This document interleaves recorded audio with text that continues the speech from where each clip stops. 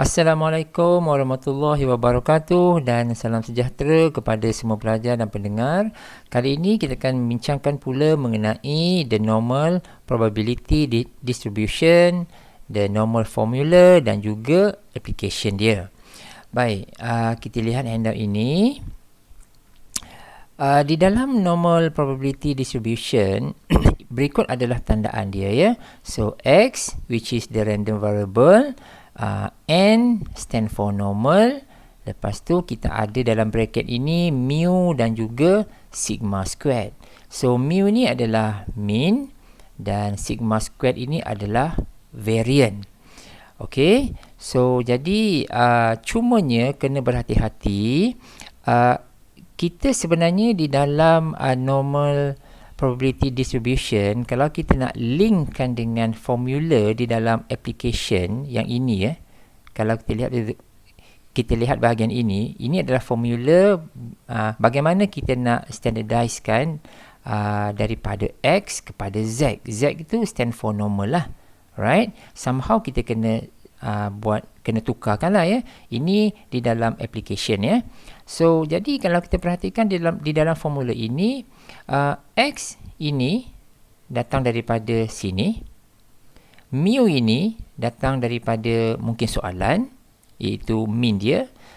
Cuma dekat sini adalah sigma, bukan sigma squared.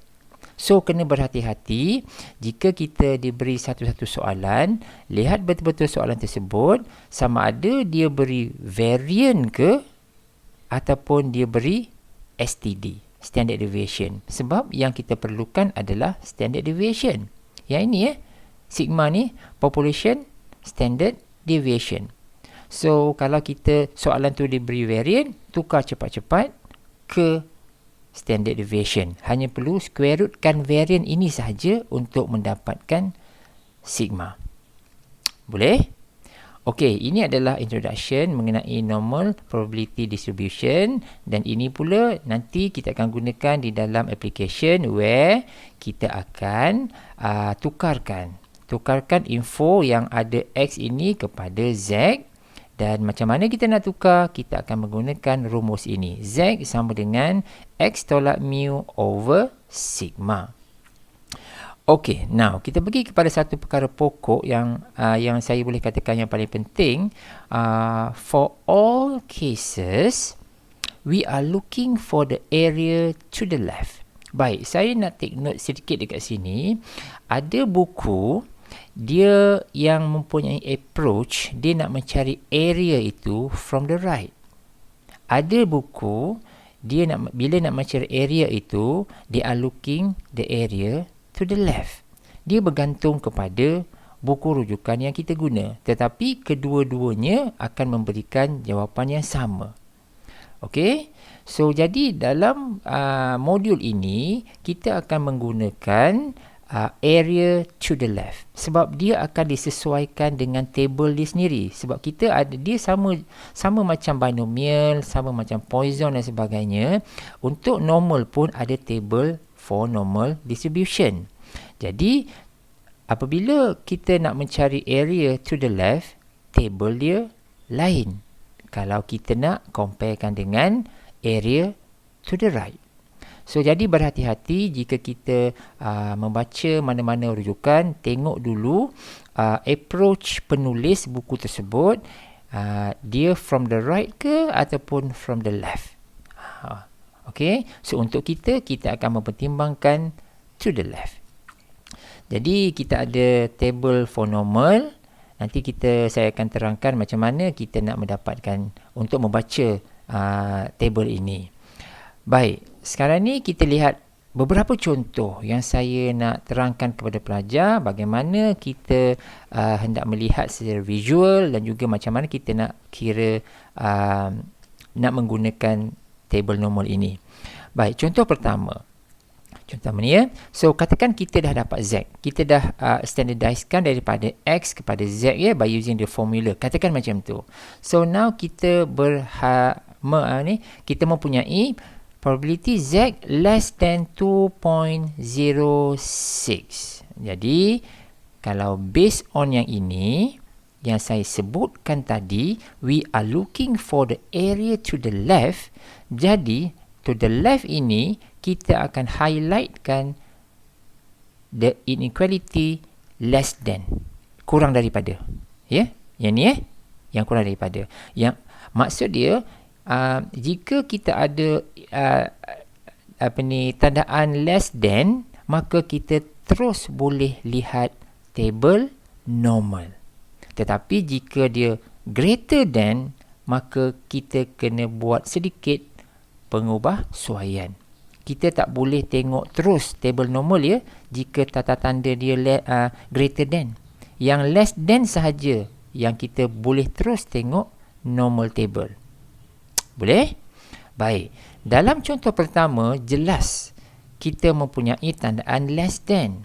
Oleh sebab itu, kalau kita ada kes yang macam ini, terus kita boleh tengok table bagi normal. Kita akan dapat nilai ini exactly 0.9803. Nanti saya terangkan macam mana kita nak melihat nilai ini. Dari segi visualnya pula adalah seperti berikut.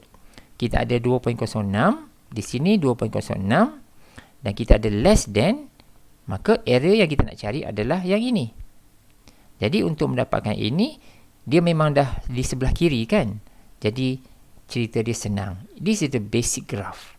Jadi kita boleh terus dapatkan nilai tersebut dalam jadual. Dalam kes yang nombor 2 ini, contoh nombor 2 ini, tandaan ini lebih besar. Z besar daripada 2.06.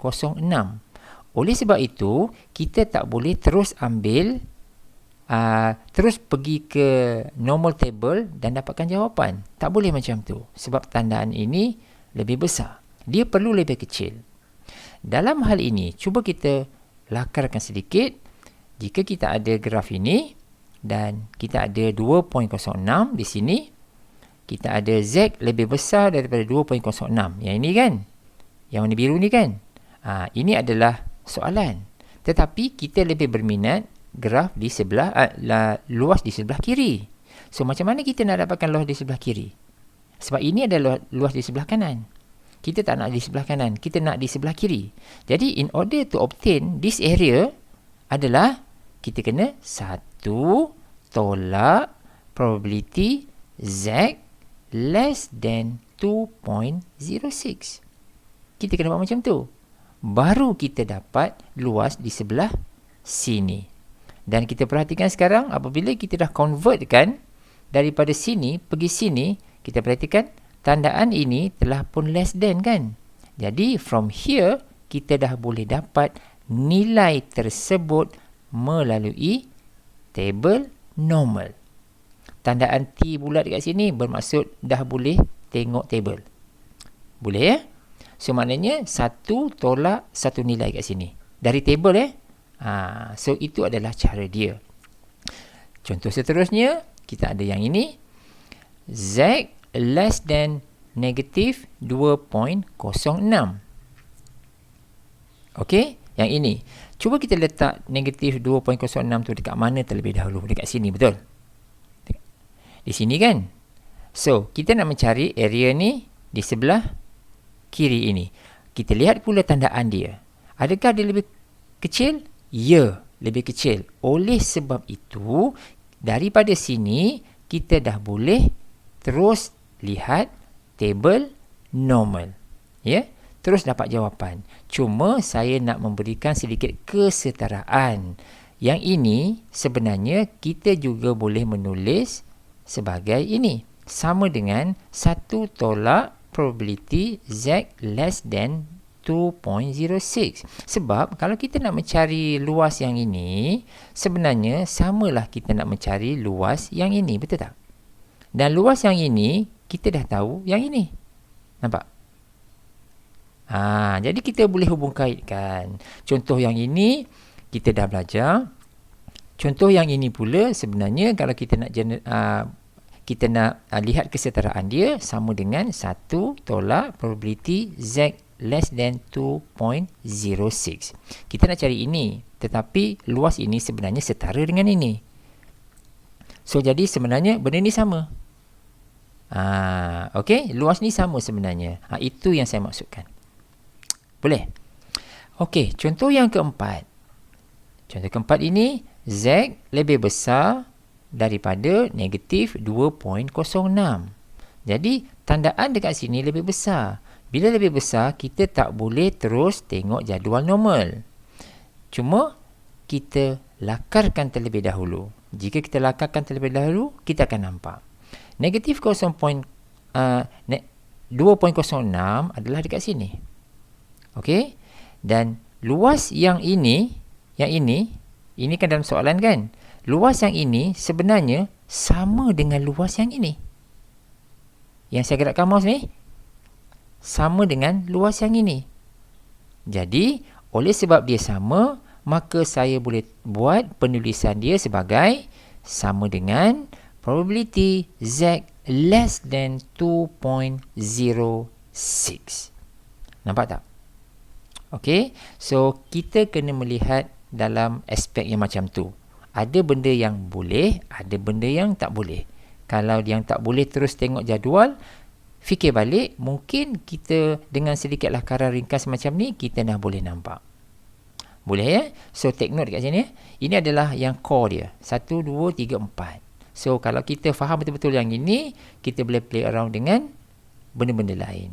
Even kalau kita diberi case yang macam ini. Tak ada masalah apa-apa pun. Okay. So, kita lihat kat sini ya. Ini contoh lain. Z ini duduknya di antara 1.5 dengan 2.06. Kalau kita buat lakaran dia macam ni. 1.5 dekat sini, 2.06 dekat sini. Jadi, ini area yang kita nak. Jadi, untuk mendapatkan area ini, senang sahaja. 2.06 ni, belah kiri ni, tolakkan dengan 1.5 ni, sebelah kiri ni. Kita akan dapat baki dia. Boleh? So, sebab itulah, kita boleh tulis, ini is equal to 2.06 tolak 1.5. Dan kita lihat tandaan dia, ini telah pun less than, ini pun dah less than, maka it is unable for us untuk dapatkan jawapan terus daripada jadual normal for both. Dapatkan nilai dia, dan kita akan dapat jawapan terus. So, yang ini pun sama sebenarnya, dia setara ya, sebab ini negatif 1.5, negatif 2.06. Maksud dia berada di sebelah sini. Di sebelah kiri jadi, area di sebelah kiri sebenarnya sama dengan area di sebelah kanan. Jadi, cara pengiraan dia adalah hampir sama. Okey? Okey. Contoh seterusnya adalah yang ini. Z ni duduknya di antara 1 negatif, 1 positif. Visual dia adalah macam ni. Negatif 1.5 dekat sini, 2.06 dekat sini. Jadi, apa yang perlu kita buat adalah 2.06 semua sekali sebelah kiri ini tolakkan dengan negatif 1.5 sebelah kiri, kita akan dapat baki yang saya lorikkan ini. Boleh ya? So, jadi kita akan buat macam ni lah.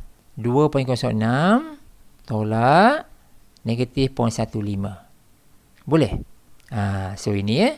Dan kita perhatikan tandaan inequalities dia memang telah pun less than. Ini pun dah pun less than. Maka tak ada masalah untuk kita mendapatkan terus daripada table normal. Cuma barisan kedua ni saya extendkan dia. Sebab saya nak tallykan dengan apa yang saya terangkan sebelum ini. So, jadi this part gonna be 1 tolak probability 1.5. Kalau tak nak buat ini pun tak apa, sebab kita telah pun boleh dapat jawapan daripada table normal. Okey, so kita pergi kepada table normal pula. Macam mana kita nak baca? Mudah sahaja, kita hanya perlu dapatkan table, iaitu standard normal probabilities. Saya ambil contoh satu. Kita telah pun standardize ya, daripada X dah tukar kepada Z guna formula tu. Katakan kita nak dapatkan jawapan bagi Z less than 0.78 macam ni. So, jadi kita boleh terus guna table sebab tandaan ini telah pun less than. Dan 0.78 macam mana? Ini dia. Ini cari belah sini dulu, 0.7. Dapatkan sini 0.7. Mana soalan? Ni dia. So 0.78. So ni 0.7 dan kita akan cari 8 dekat mana? Sini. 8 berada dekat sini. Cari dia punya persilangan dia, iaitu yang ini. Maka jawapan kita adalah 0.7823. Ini yang ini mudah saja sebenarnya untuk cari normal ini, asalkan kita bila kita nak standardizekan tu betul. Okey, contoh kedua, katakan kita nak mencari yang negatif pula. Probability Z less than negatif 3.12. Kita perhatikan kita dah boleh guna table sebab tandaan ini telah pun lebih kecil. Jadi kita pun cari nilai, cari pages yang sesuai sebab kita ada negatif kan. Yang tadi contoh tadi positif, ini negatif, tak ada masalah. Ya, cari Z this part first. So negatif 3.1 dekat sini, 3.12 kita akan bergerak dekat sini. So maka nilai yang kita nak adalah yang ini, 0.0009. Ini boleh. Senang saja yang ini. Okey, kita pergi kepada kita lihat kalau ada contoh dalam kita punya modul kita. Kita pergi di sebentar. Ini adalah rumus dia.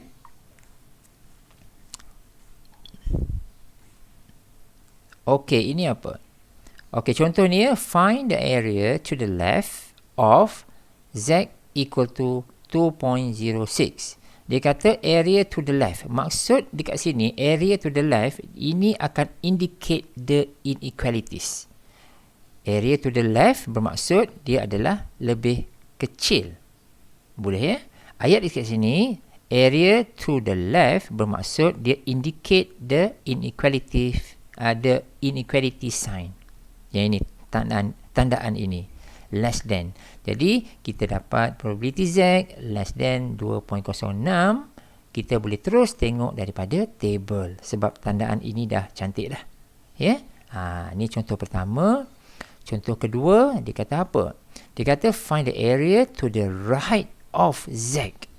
Right. Jadi, to the right of Z, ini indicate that the inequality is going to be greater than. Ya? So, greater than. Cuma, bila greater than, kita tak boleh terus tengok table. So, kita kena cuba lakar-lakar sikit. Cuba ingat semula apa yang telah pun saya bincangkan sebentar tadi. Ini sebenarnya boleh ditulis sebagai disetara dengan Z less than 1.19. Okey, tengok yang saya terangkan tadi. Dan from here, baru kita boleh tengok table. Iaitu 0.8830. Okey ya. Ini pula, Z tu ada dua nilai. Satu negatif, satu positif. Yang macam ni ya. Satu negatif, satu positif. Yang ini mudah saja. Saya pun dah pun terangkan tadi. So, 1.68 tolak negatif 1.37. Dan kita tak ada isu apa-apa. Sebab kita boleh terus lihat jadual normal. Sebab tandaan ini telah pun cantik. Ini pun dah less than. Dan kita akan terus dapat jawapan dua nilai ini daripada table. Dan kita akan dapat jawapan 0.8672. Boleh? Okey, kita pergi kepada yang bahagian seterusnya, iaitu standardizing a normal distribution. Maksud dia, daripada X nak jadi Z. Okey. Jadi, application dia, ini yang saya masukkan tadi tu. So, dalam soalan yang standard macam ni lah kan. Macam contoh ini kan, each month a household generate an average of 28 kg of newspaper for recycling dan seterusnya lah ya. So dalam kes yang macam ni, dan kalau kita perhatikan soalan yang diberi A dan B ini, nilai-nilai macam 27, 31, 30.2 ini adalah nilai X. Okey, ini adalah nilai X. Jadi somehow kita kena convertkan X ini kepada Z. Sebab itu kita memerlukan formula ini. Boleh ya? So, from the question, kalau kita baca elok-elok, kita dah dapat info lengkap. Di mana pada bahagian ini, average of 28. Maksud dia, mu dia 28. Lepas tu dia dah bagi dah standard deviation is 2. Iaitu sigma dia sama dengan 2. So kita dah ada dah. Mu dah ada, sigma dah ada. Maksud dia mu ni dah ada, sigma ni dah ada. X ini datang daripada bahagian A dan bahagian B kat sini. So maksud dia kita kena convertkan, kena standardizekan from X ni 27 kena convertkan masuk dalam formula ini, 31 kena convertkan masuk dalam formula ini, dan kita akan dapat masing-masing negatif 0.5 dan juga 1.5. Maka the actual probability yang kita nak selesaikan adalah berikut. Z in between negatif 0.5 dan juga 1.5.